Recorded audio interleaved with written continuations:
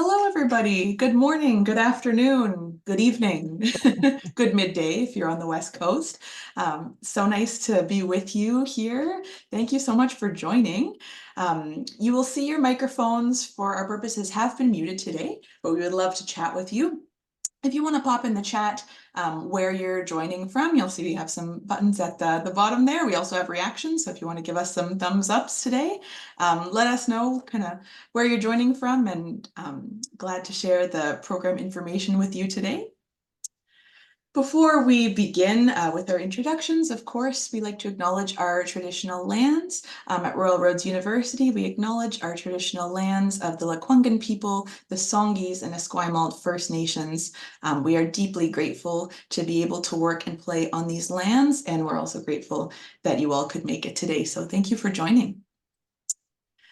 And just a quick little introduction. Of course, what we're here for today is to explore the MA in Leadership, the Executive Leadership Specialization. Hello, my name is Ariana Konjerski. I'm an education specialist in recruitment here at Royal Roads University.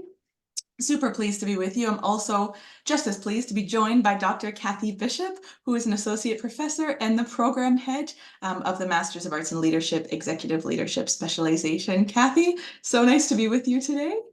So wonderful to be here, Ariana, with yourself and everybody online and people who will be watching this later too. So yeah, exciting to chat with you more. Totally. Before we begin, folks, we just have a little agenda here. So welcome and introductions. That's, of course, what we're doing right now.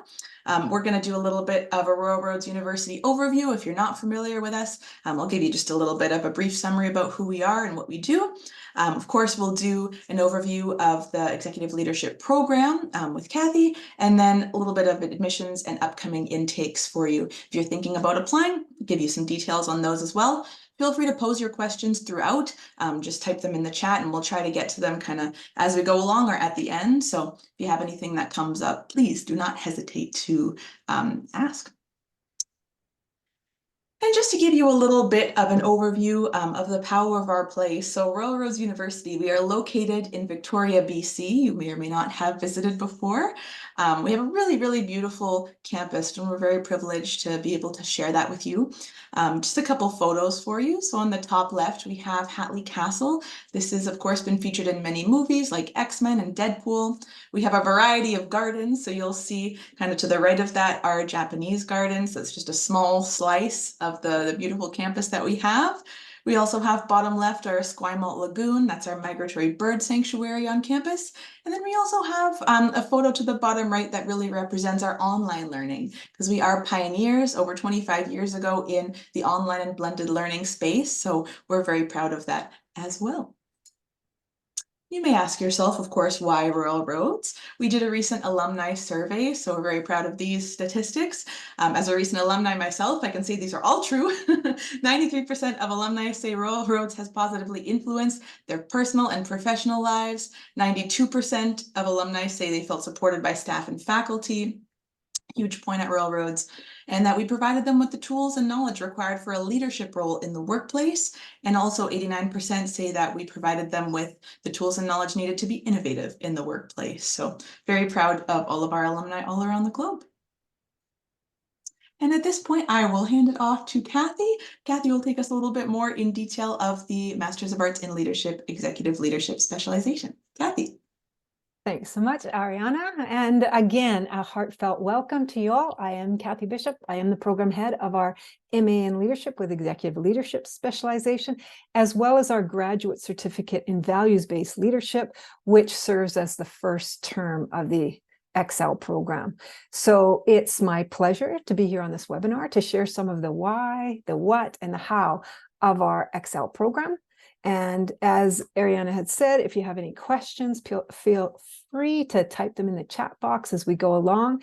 And if everything doesn't get answered during the call, toward the end of it, we'll also have a Q&A, open up and talk more informally. Plus, know that you can also reach out to myself or Ariana, and we're also happy to chat with you personally afterwards. So I'm just going to take over control of, whoops. You go back of the PowerPoint here, and I'm going to start with why study executive leadership. That is a great question. And I really invite you to start with your own why. Why are you thinking about studying leadership, and more specifically, executive leadership? And if you're willing to, it'd be wonderful for you to just jot down some of your reasons in the chat box, because it's always really great to see what brings us together. So I'll sort of give you a moment if you're so inclined to do that. Nobody has to, but if you'd like to, that would be wonderful. But I also just want to let you know that I know that there are a range of reasons to study leadership. You can look at fortifying your own leadership character and capabilities. You can look at how you can influence and mobilize with others for organizational change. And really, another reason could be to enable yourself to go the distance with clarity, and while in this day and age, with grit, because leadership is a long game. And we know for executive leaders in particular, those who are tasked with leading their organizations, it's clear that different capabilities are needed for organizational-wide responsibilities. Those that involve looking at purpose, vision, mission, values, and strategic implementation.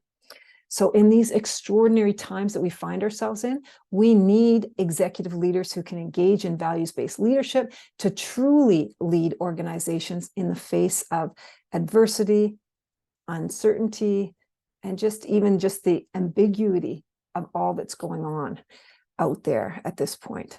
And we know that often employees are promoted to mid-level or to senior level leadership positions because they're effective in their technical or their professional roles.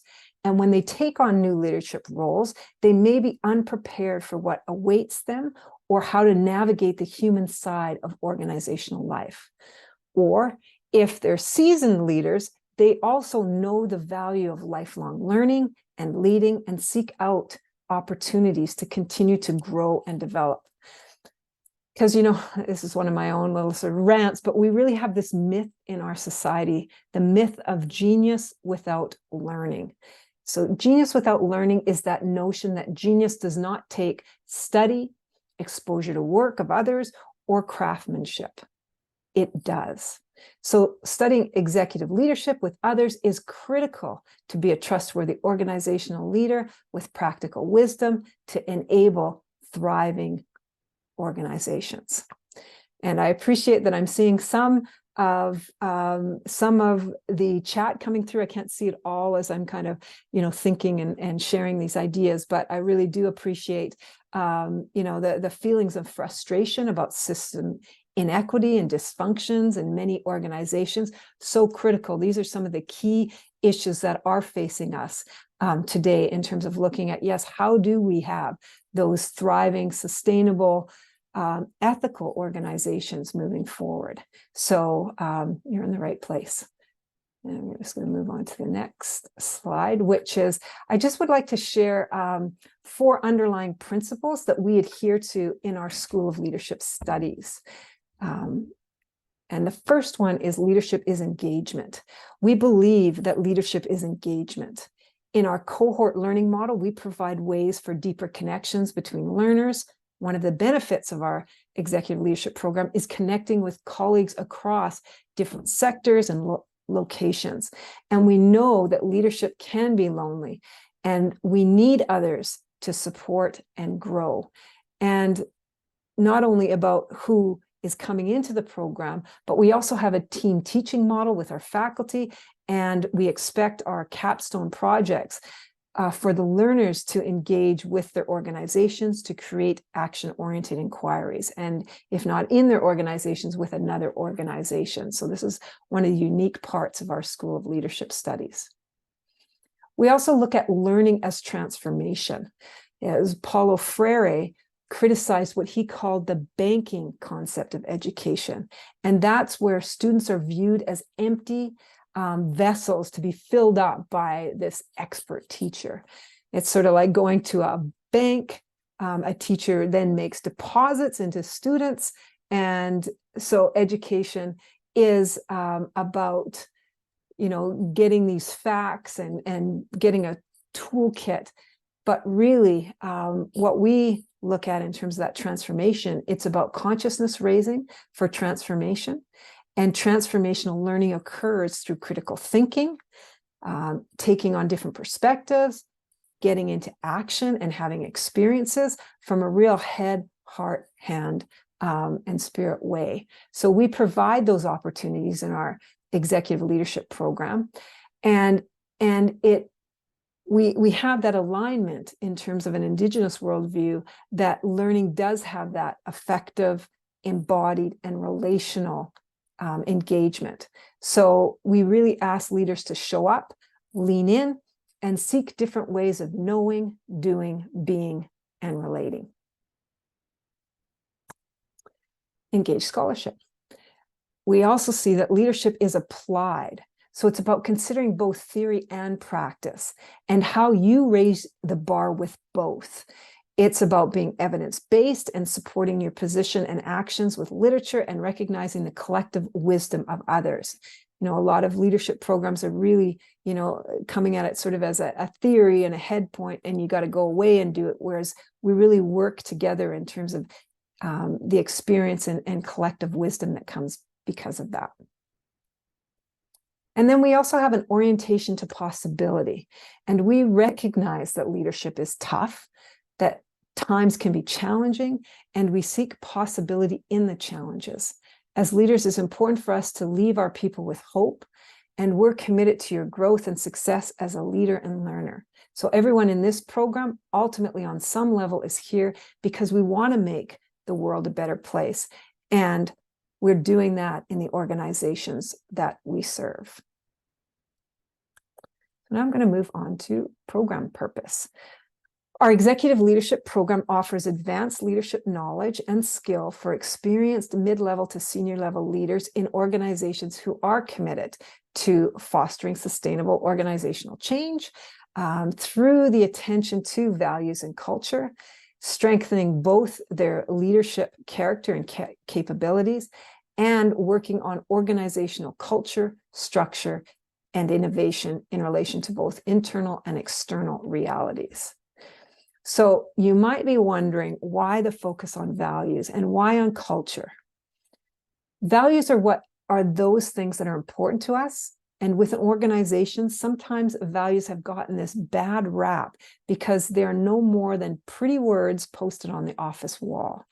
And truly, values can help us stay rooted on our path by living them intentionally and explicitly for a greater good for our people, our organizations, and community.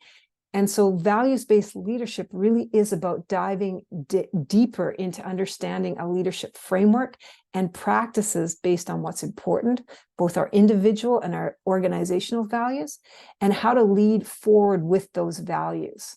So when the going gets tough, and we know that in leadership it does at times, that's when we can rely on our values, and understanding what values are and how they show up in our specific actions and behaviors can then really guide our decision-making process as leaders.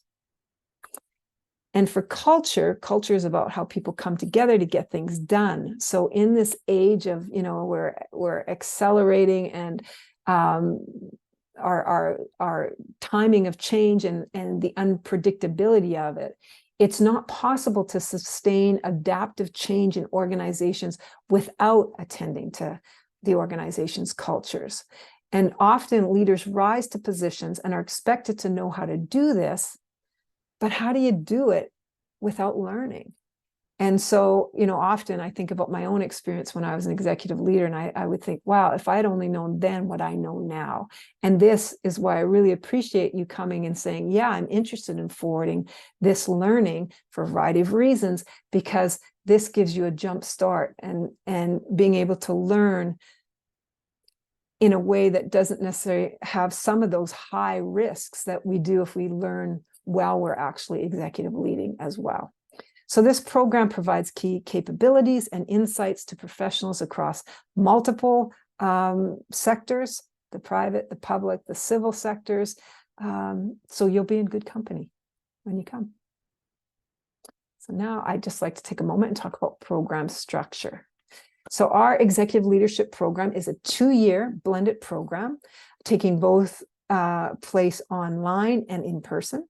The online learning is asynchronous, which means you can do it on your schedule with some synchronous meetings that are preset. Although there's weekly activities and needs to happen, you can do it when it sort of fits. We recognize that we are having working professionals and are also working and having a variety of other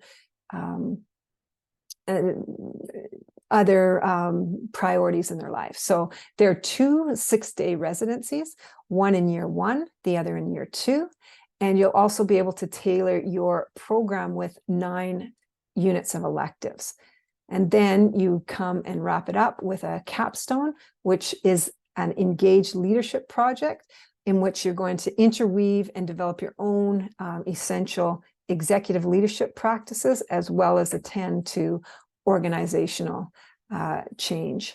So mid to senior level leaders who come to our program have that applied professional orientation, and doing an organization engaged leadership project within their organization makes sense to advance their applied organization leadership and learning, as well as it also gets you to sort of do one task with many benefits instead of just all these singular tasks with singular benefits. It's sort of like now you're working in your work, and you're learning in your learning, and those are connecting. So as I said, the graduate certificate runs concurrently with our executive leadership specialization and serves as its first residency term. So we've got, again, that values-based leadership really does enable you to walk the talk on explicitly identified values. And our current workplace environments are calling for things like trust, authenticity, inclusiveness, and diversity, well-being of employees, as well as stewardship. So to really be the part of the solution for societal issues like truth and reconciliation, Black Lives Matter, Me Too movement, climate change, AI, and hybrid workplaces. So we know there's a rich work to be done in terms of leadership. In terms of the structure, we have 4 key elements. To enhance capabilities, we've designed our program to include a grounding and orientation piece, electives, organizational change leadership, and leading change in practice. So the first blended segment includes VBL 510 and 512. And those 2 courses are 3 electives each and are taken at the same time. They're interweaved. And it's within these courses that run from April to June that you'll have your first 6-day in-person residency. The second segment consists of a values-based 514 course, which is around leadership, culture, and sustainability. It is the third 3-credit, 12-week online course piece of the graduate certificate in values-based leadership. So in this course, you have a field project.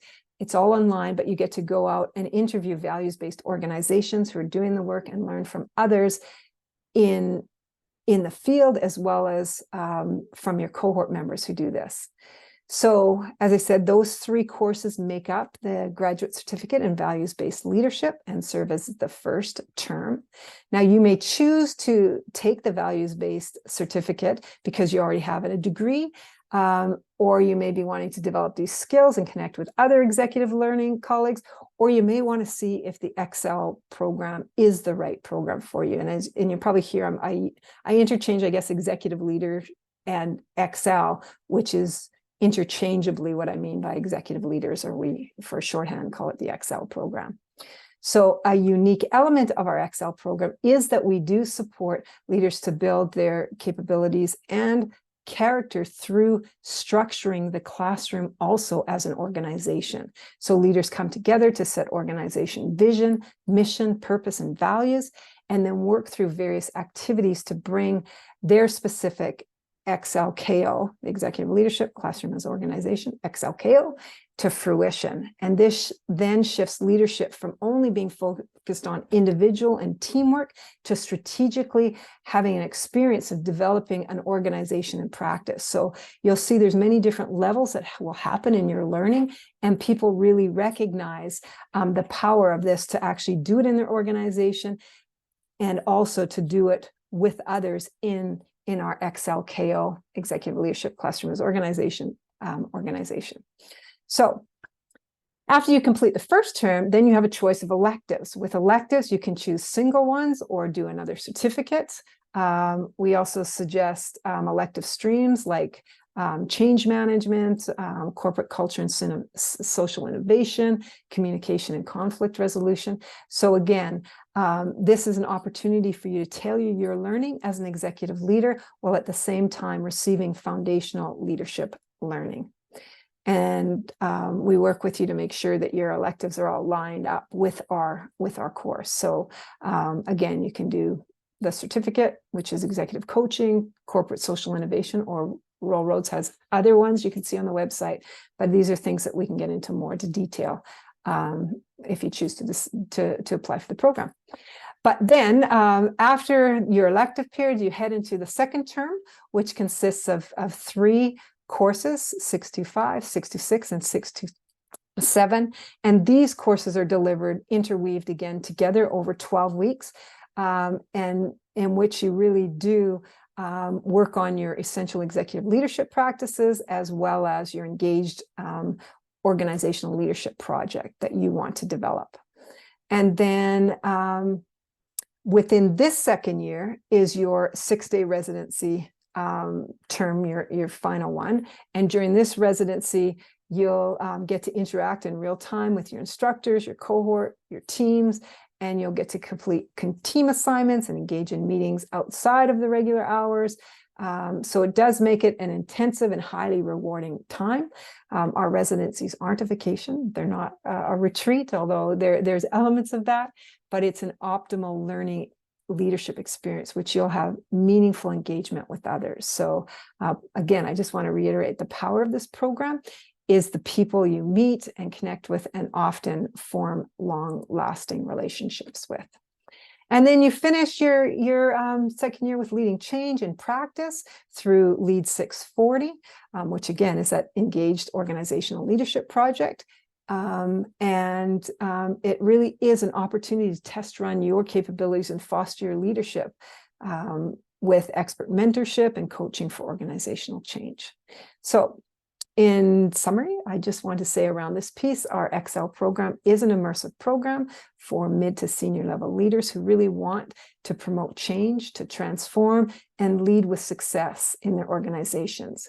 Caters to working professionals, and we recognize that you're working at the same time and encourage you to schedule in around 15 to 20 hours a week dedicated to your studies. And so then I'm going to in a moment, turn it back over to Ariana to give you some of the finer details of how to apply. However, I'd first like to just offer some overall understanding of what we're looking for with the standard and flexible admissions in the XL. And again, once we sort of come through all this piece, we'll open it up for questions and we'll look through the chats. And I see Ariana has said, we will be getting to those shortly. So this is great. But in terms of how to apply, I just want to, recognize that we have different ways you can go through standard admissions or flexible admissions, and you can sort of see that there's different criteria in terms of having a degree or our recognition that that experience has some really important role to play that sometimes people haven't gone the undergraduate degree level. So this really gives them an opportunity to come in around still having a master's degree and building on their experience, because we focus on executive organizational leaders and the unique challenges and responsibilities they are needing to develop. And so we also require then a minimum of 5 years of leadership experience or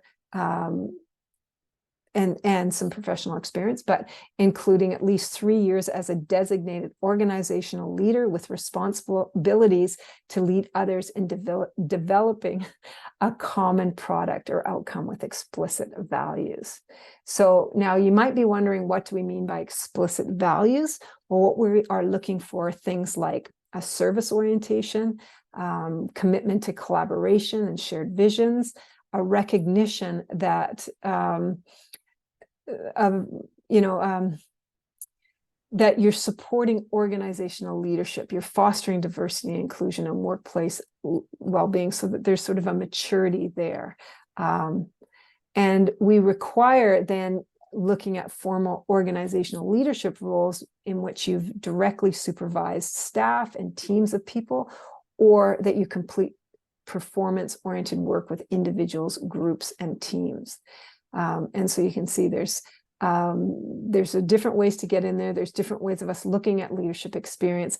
And then I just want to share also then some of the roles for which this program was designed for, was for those senior organizational leadership positions around CEO, VP, deputy minister, assistant deputy minister, CFO, director general.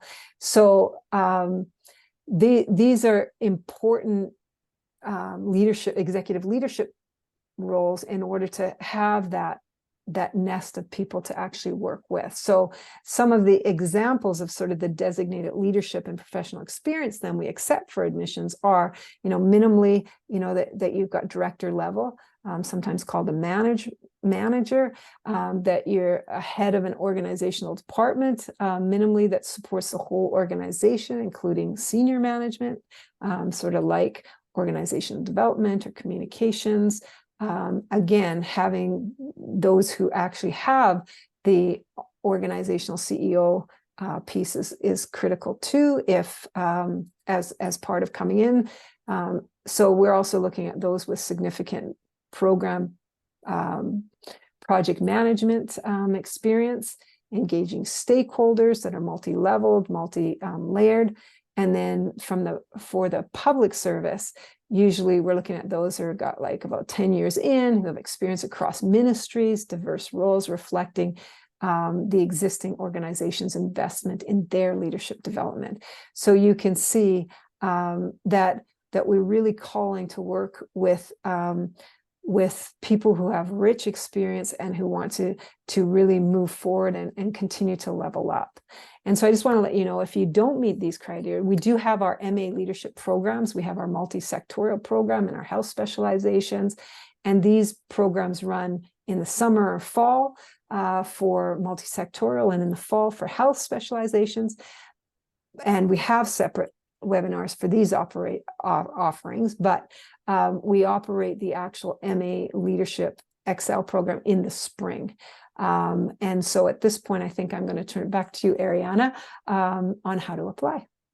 Fantastic. Thank you so much, Kathy. That was a wonderful summary, really, of the standard and flexible admission. So folks, if you're looking at these two things, they are on our website as well. I should also mention this is not something that one would choose when they're applying. This is something that kind of our admissions team is assessing. So just to put that out there as well, this is all the info I'm going to speak about is also on the website. So upcoming intakes, the start date is April 15th, 2024. Application deadline, I can hardly believe January is almost here, but it's almost here, folks. So the application deadline is January 15th, 2024. So there is still time. If you're thinking about applying, you're serious about applying, now is the time to really gather things like supporting documents, so things like transcripts, resume, a statement of intent.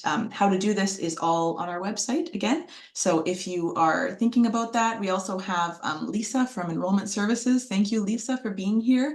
And she's included her email as well. So if you are wanting to take those next steps, it'll all be in my follow-up, but she has included her email as well, and you can meet with her. She's wonderful. Of course, we realize going back to school in any capacity, this is a huge step, right? So services are available to you. We do have financial aid and award services. So if you want to explore financial resources, things like loans, bursaries, scholarships, other awards, as well as things like emergency funding, because life happens. So if that is something that you're seeking, it's royalroads.ca/admission. Financial aid awards, of course, you can search that as well and it'll pop up, but just want to put that out there. And then as well, our enrollment services. Lisa, hello, shout out to Lisa. They can also be reached at learn.more@royalroads.ca. And then some phone numbers as well as toll free for North America. If you are looking to take those next steps, that would be the best thing to do.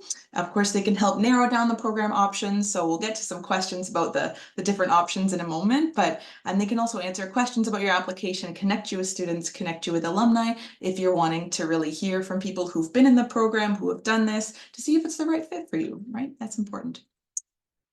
So with that, I will say thank you, and then we will get to questions, of course.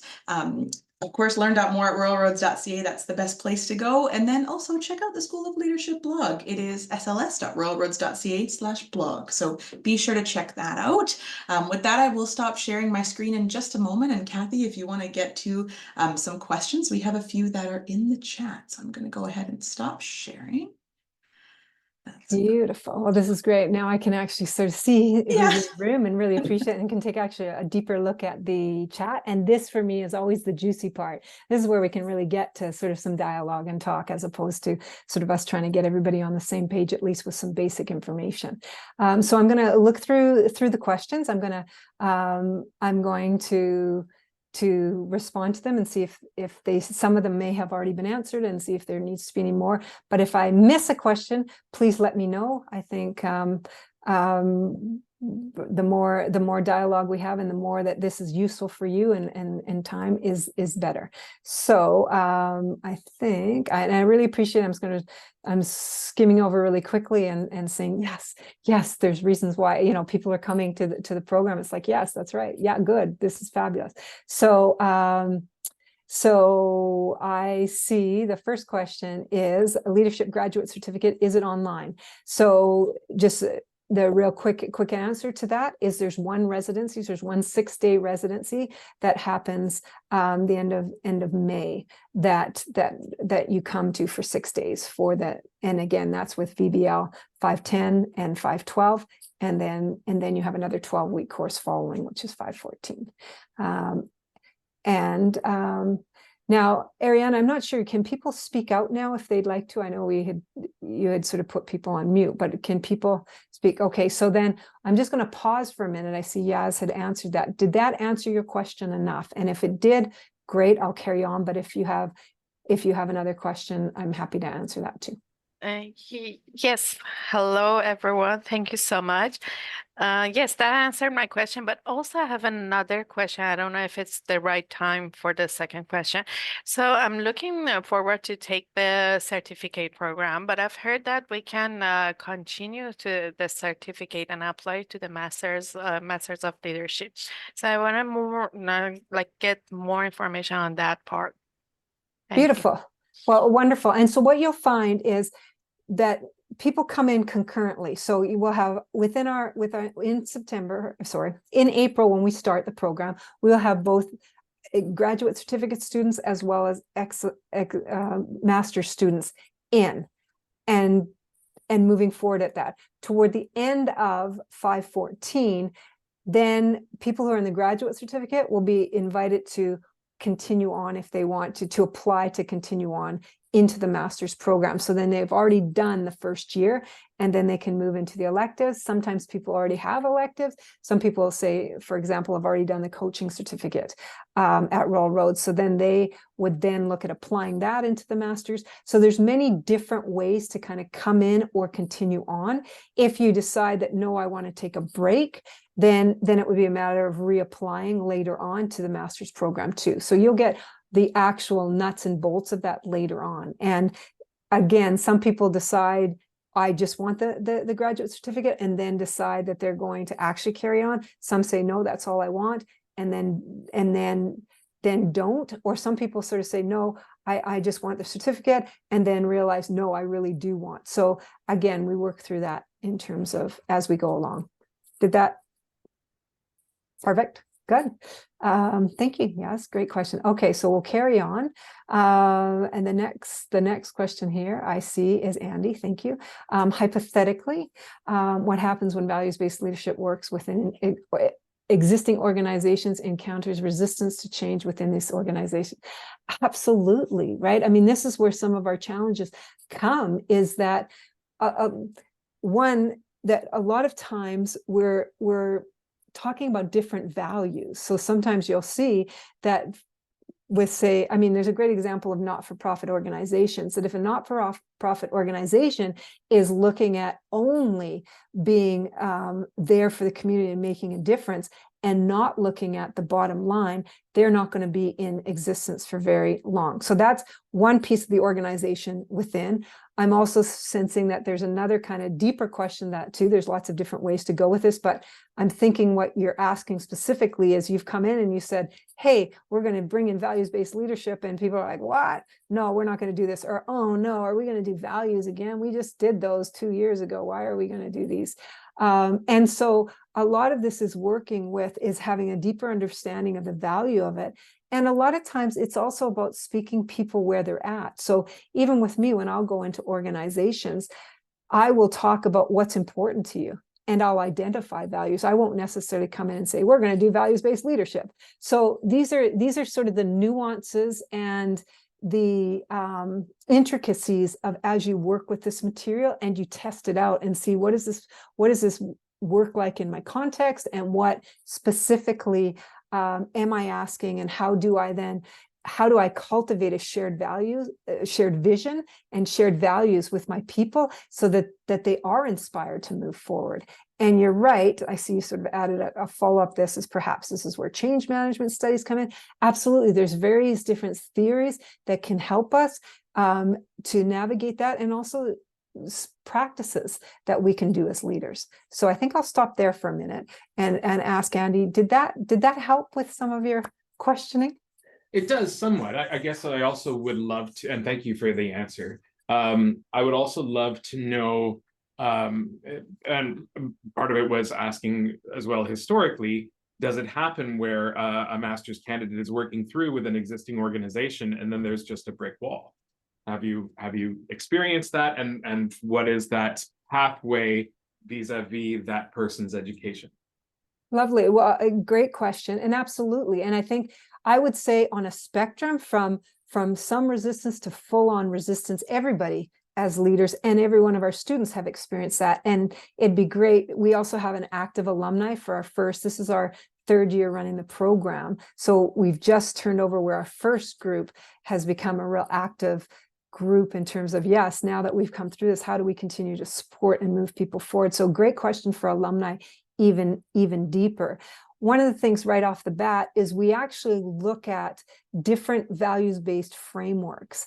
And so there's the Barrett's values, there's Haltona values map, and start to look at, okay, how do we then help people through tracks or pathways as a leader, and understanding how we're moving in a way to sort of work with that resistance. And so for me, having that knowledge base and understanding, then you're able to then move back and speak with people in terms of where their language is and where they're at in terms of like, okay, why, what is your experience, or where is the resistance? And lots of times with values work, we can start to see, okay, well, and I'll give you an example with COVID, and the Barrett Center did this, right? They found that when COVID hit, what happened was leaders were looking at being innovative and dealing with what was going on, whereas employees, frontline people, were very at a safety level. Like, are we going to even have our jobs? Like, what are we going to do this?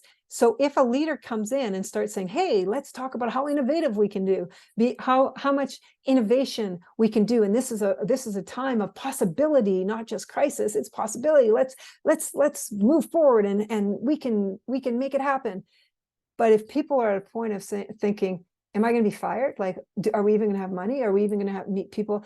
Then as a leader, to meet that resistance, it's about looking back at what values need to be met by people and saying, you know, I know with our own president came back and the first thing he said when COVID hit, nobody's going to lose their jobs, like right off the bat. And then it's like, okay, once that collective was dealt, then it's like, okay, how can we move forward? So this is part of the richness of values, is having that understanding of what's important and then how to be able to navigate it in behaviors and actions.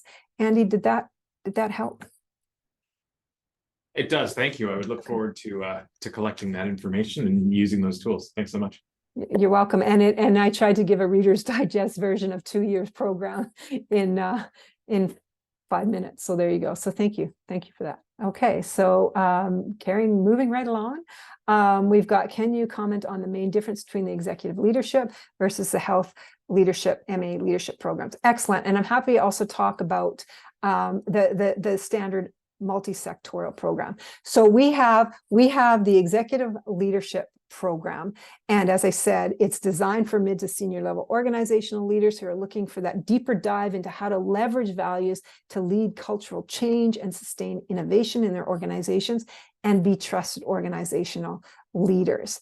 And so it really focuses in on that client group in terms of moving forward. And so we have those experienced executive leaders who also teach in the program and also delve into those critical issues that face executive leaders. I was an executive leader in 2 different organizations. Our faculty are very skilled that way. Now, within the multi-sectorial and the health specializations, we recognize that there is a spectrum of leadership. So everyone is a leader in an organization on one level. And so with the multi-sectorial and health specialization, that what we look at is that, again, there's a spectrum from emergent leaders all the way to executive senior level leaders. So it doesn't mean that, oh, if you're an executive leader, you'll absolutely go into the executive leadership specialization. Depending on what your own goals and objectives are, you might want to have more of a cross-organizational experience. So that cross-organizational experience runs within the multi-sectorial and the health specialization. Now, going with the health specialization specifically, it was originally sponsored by health authorities in BC in the early 2000s. It has the same structured program as the leadership multi-sectorial program does, but it is established for those leaders, emergent and senior, that are in the healthcare sector. And so the readings are focused on those issues that are relevant to health, and the experienced faculty there have healthcare experience. And so again, you can start to see that there's nuances here in looking at that. So I've had health leaders who have said, you know what, nope, I want to absolutely work in the field with health. And I've also had other health leaders who have said, you know what, as an executive leader, I actually want to connect with other executive leaders and see across different sectors what people are doing, because that's something I can bring that's more juicy back. So there's many ways to roam. And when I say roam, I mean ROAM. And this is the fun and exciting part for you in terms of your leadership journey of where you are in terms of what you want. So I hope that helped, Leah, in terms of the differences between the executive leadership, the health, and the multi-sectorial. Did that, or Yes, thank you so much. That was helpful. I guess one of the things I'm just considering is looking at the other types of programming in regards to the scheduling, also when they start and when they end, and then also just the residencies. I noticed that some of them are longer than others, and some are online versus on site. So I just would like to make the right decision. Lovely. Well, thank you for bringing that up too, because you're right. See, when I said the multi-sectorial and the health follow the same programming, the executive leadership is a different programming, because our first year is the values-based leadership term, whereas their first is a certificate in leadership. Now, you're right about the residency. So what happens in the values-based leadership, there's 6-day residencies in year 1 and year 2, and in the multi-sectorial and the health, they are 14-day residencies. Now, those traditionally in the past have been all in person. And we are actually launching our new January offering, which is the multi-sectorial, which is fully online. So the residencies will be fully online, and there will not be any in-person. The health, you will have an in-person residency component at this point. So you're right, these are all the factors you want to think about. When I say that we haven't done this particular online program before, offered that, is not quite accurate, because come COVID, we actually all pivoted, and we carried on seamlessly in the executive leadership program with the multi-sectorial and the health, and did online. But now that we're post-COVID, in theory, we're back to sort of our traditional pieces. So those are some of the nuances. And I know I'm happy to connect with anybody who wants to talk about that. I used to be the program head for our standard, our multi-sectorial program. The current multi-sectorial program, Dr. Tam Posabon, is actually acting as the executive leadership program head while I'm on research and scholarship leave, which I'm not really here at this moment, but so she's looking at, and then we have Dr. Cheryl Haycoop, who is the program head for the health specialization, although currently she's on maternity leave. So there are people who can talk to you about it. And then, as Ariana said, admissions is happy to talk with you too, to help you with those nuances. But you're right to start looking at what's the structure, what are some of the time commitments, and what are the things that I want to do in terms of that. Did that fully answer That's everything great. you want to know? Thank you. Perfect. Thanks, Kathy. Yeah, you're very welcome, Leah. And I see Scott's hand up. So Scott, let's delve to you. I know there's other questions, but while we're live, let's keep going live. Yeah, thank you very much. I appreciate that. It's probably hard to answer this exactly, but just roughly a sense of the time commitment, first year, second year, that sort of thing. That's what I'm kind of wondering. Well, what we encourage people to have is set aside and actually schedule in 15 to 20 hours per week. And again, it varies in terms of, there is some ebb and flow in terms of, like, if you're starting the program, a lot of times it might take longer to sort of get into the flow. And especially if you haven't been at university before or for a while, to actually really think about readings and learning about, okay, how do I kind of skim for knowledge? And then when do I sort of post? We also have team assignments and looking at when do those fall in and those kind of stuff. But as a rough guidelines, we suggest 15 to 20 hours if you can already put that somewhere in your already, I'm sure, packed schedules. We know things are quite full these days. Perfect. Thanks, Scott. So we'll continue on. Let's just see, I think, and let's see, what kind of academic supports are available? Amanda has asked. Great question. And I would just say we have a phenomenal supports. And one of the things that, and I know I've drunken the Kool-Aid, but one of the things, and that's probably not a very good analogy, or a metaphor, but one of the things that I know about Rural Roads is we have a real commitment to student success. And so we have the Writing Center, we have amazing librarians they're all willing to help. We've got a strong student support office in terms of mental health counseling and academic counseling and stuff. We have an active and powerful and inclusive Indigenous office here. So we have a lot of supports, and I really encourage you to get to know. We also have financial aid and scholarships. So there's a whole whack of supports, and not getting my degree at Rural Roads, but coming from a couple of traditional universities, just the amount of support that not only do our admin teams within the programs and our faculty offer is, I think, again, a real gift to students. So Amanda, I know that was a big brush, but did you have a support? You asked for academic supports. We do have an academic and writing and critical thinking course that, if you're on a flexible admissions, we require that you do that. If you're if you're not on a flexible, if you're on a standard admission, then often we will recommend, but we don't require. What I've found in the past is people will say, oh, do I really have to do that? And then they do it and they say, everybody should do this. And I've never had anybody who's been regretting doing that academic and critical thinking course, but I have had people have said, wow, you recommended I take it and I chose not to. Boy, I wish I had. So there's that pre-academic support. And then, as I said, we've got within the programs, we've got administrative, we've got faculty team who are very committed to our people. And then we've got more outside, but within the university programs. I'm sorry. I have a word limit. It's starting to take its effect.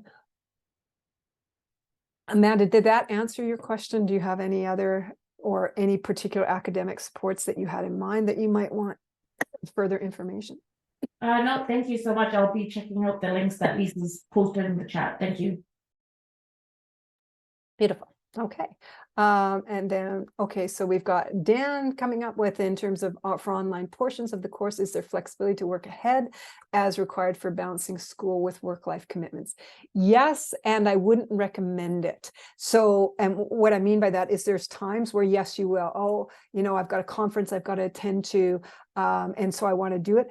What we find is it's real in the moment learning, and you're working with others. So to be able to walk with them at the same time and sort of allow your time to do that per week, I wouldn't jump more than a week or two. Like sometimes people have, you know, 2 weeks if something has come up, but because you have sort of engagement, weekly engagement and readings, yes, it's possible, but I would suggest that you look at how you're going to get into that rhythm, knowing that there's some support to do that, but not suggestive.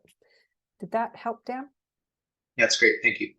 And what I find is a lot of times people are really keen, right? And this information is really juicy, right? And so they're like, oh, I just want to keep reading. I want to keep. And so that's part of the enthusiasm, but it's sort of like, if you delve deep here, that lays a foundation for this, that leads a foundation for that. And you're working with people who are also working with the material. So thanks, Dan. Let's see. I think, Lisa, I've answered that around do you have to begin a new application? You don't if you go straight through. You do if you're going to take a break from it, if you've gone from completing the GC and either wanting to carry on with your cohort. You don't have to. You just make the application internally, as in saying, yes, I want to carry on, as opposed to this process that you're doing right now in terms of starting to sort of be accepted. Is it so I think we answered that. Great. Let me just see. Would you need to begin a new application? Okay, I think we answered that. And then we've got Shona, who's asked, is a transcript required if you're applying under the flexible admissions? And does the Essential Impact CLC leadership coach account? So these are great questions, which I think Lisa has already answered. So if there's and has also offered to connect specifically with her. And I see that Shauna, you said you'll email it. So thank you for bearing with me as I'm going linear around this piece. And I see those things are sort of going. And so I see Yaz, your hand up, and I'm just gonna really quickly check to see if there's anything here that maybe I need to speak to, but other than that, I think Lisa and Ariana have already been on top of those. So I'm gonna switch over to Yaz, and then I'm also gonna see if I did miss anything, if anybody wants to say anything, or if you have any other new questions. So start with you, Yaz. Thank you. So I have two questions. First of all, for the for the course for the writing and critical thinking. So it seems that if we wanted to continue for the master's program, we need to take this course. And I was wondering if we did something similar with a different institute. So is it still transferable? And my second question is about the projects, because I've talked to people, alumni for for the master's program, and they told me that the reason that they chose this school is because of the projects that they worked during the cohort. So I was wondering what type of projects and which organization are you partnered with? Because I live in Vancouver, so I want to know if there's any chance for me to work on any of those projects after I'm doing my master's with you. Beautiful. Okay, so if the first question in terms of where you asked about the academic writing and critical thinking course, you'll see from admissions that there's different ways to look at your writing piece. So so one of them is around putting together a sample of your writing, and you can sort of see that. So yes, you can make an application to say, look, this is comparable, and follow those pieces in terms of, I don't want to necessarily take this course, but here's where I land, and then it gets assessed in the adjudication process. So yes to that. And then the other question, the engaged leadership, the capstone project, is what's really important around that is we have a methodology around doing an engaged, action-oriented organizational project.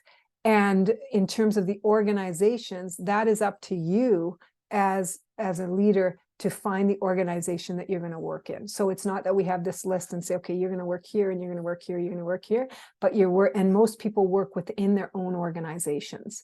And then for the VBL Cert 514, the same thing, when we're looking at you wanting to connect with values-based leaders and doing your field project, you actually go out and find an organization that's values-based. So it's very much your initiative, and it meets your goals well. It's aligned with what is sort of the criteria with our own. Great. So yes to being in Vancouver. Yay. Lovely. All right. I see we got about 4 more minutes, but I see and Lisa has also expanded on some of my pieces around the academic and writing and critical thinking course. So please read that too. But I see Dan has asked a question to confirm. It appears that for the Excel stream, there is no option for a research-based capstone option equivalent to a thesis or major research project. Is this correct? On the whole, yes, it's correct. Most people who come are very applied and practically oriented. Sometimes a special permission has been granted, can be granted. It has not in our executive leadership program to date. Usually I talk with people to see why that is in terms of wanting to do a thesis piece. So it's the major research project, the engaged leadership piece. And most people recognize, because of the way the program's set up, that no, they do the ELP piece. It would affect your electives, it would affect certain things. So again, it's not a complete X out. It's just not one that's been implemented yet by special permission. In the multi-sectorial, you have that, and the health specialization, you have the option of looking at a thesis or an engaged leadership project, and the program is set up to sort of speak to those two. But in terms of the research-based capstone, again, for the research-based, if you're thinking traditional research where it's like, oh, I'm just going to, look in literature or that, we have a methodology that's engaged and action-oriented. It's still research-based, but it's about being engaged with an organization and action-oriented. That's across all 3 programs, although there has been, with COVID, there were some first-person action research pieces, but again, it's not a traditional, if you mean by research-based, oh, I'm just going to look at literature or do a comparative analysis or that, which are all legitimate ways of research too. It's just in our School of Leadership, based on our principles around leadership as engagement and learning is transformational, we've made that criteria and have worked the program to that piece. Did that answer your question, Dan? Yes, thank you. Lovely. All right, I think we've got about 1 minute left. I'm not sure if there's any more burning questions at this point. I want to honor all of your time and want to just make sure that this has been worth your while. So if there's any burning questions, please let's answer them. And if not, if something comes up from after this, please feel free to reach out. And as Ariana gave, you've got our contact information to reach out, and admissions will put in. So any 30-second questions? Because I don't want to hold you up longer, and I really appreciate you committing to being here for the full hour. And I'm not seeing anything, so I know I'm doing this because I'm feeling time, tick, tick, tick. But I just want to just really, again, delighted that you're all in here. Leadership is such an amazing field and an amazing opportunity, as well as can be really challenging. So just really delighted that you're all here and thinking deeply. And if there's anything I can do to support, just want to thank you for coming. And I'll turn it back to Ariana. That's wonderful. Thank you so much, Kathy. And thank you to you all for sticking around, like Kathy said, for the full hour. It is 1 o'clock on the dot, so we will release you back into your very busy work and lives. We really hope to see some of you on campus and online in the future at Rural Roads. If you have any questions, I'll be following up with the recording. Feel free to send me an email, Lisa an email. We would love to hear from you. So thank you all again so much, and we hope to see you soon. Take care, everybody.